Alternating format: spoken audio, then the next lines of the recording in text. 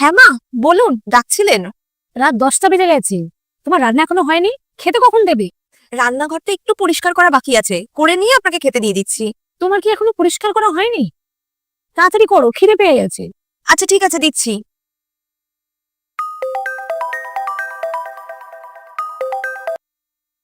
হ্যাঁ বড় বৌমা, হ্যাঁ বলো। হ্যাঁ হ্যাঁ ভালো আছি। হ্যাঁ খাওয়া দাওয়া হয়ে গেছে। ছোট বৌমা আমাকে 9টার মধ্যে খেতে দিয়ে দিয়েছে, আর ও খুব আমার যত্ন করে, টাইমে টাইমে ওষুধগুলোও দেয়। হ্যাঁ হ্যাঁ তুমি অত চিন্তা করো না, রাখছি। হ্যাঁ মা, আপনি বড়দির কাছে আমার হঠাৎ এত প্রশংসা করছিলেন, আমি তো আপনাকে এখনো খেতে দিইনি, তাহলে আপনি বৌদিকে মিথ্যা কথা কেন বলছিলেন? প্রশংসা করবো না কেন? তুমি তো আমার যত্ন করছো, ও কি করছে? আরে এইসব বৌমাদের আমি ভালো করে চিনি, ওই ফোনের মধ্যেই বলবে ভালো আছেন, খাবার খেয়েছেন, ওষুধ খেয়েছেন। পার্ট 2 আরে দেখতে সেবা তো তুমি চ্যানেলটিকে করছো। সাবস্ক্রাইব ওর করে যদি এতই চ্যানেলের চিন্তা হয় পাশে আমাকে থেকো। নিয়ে,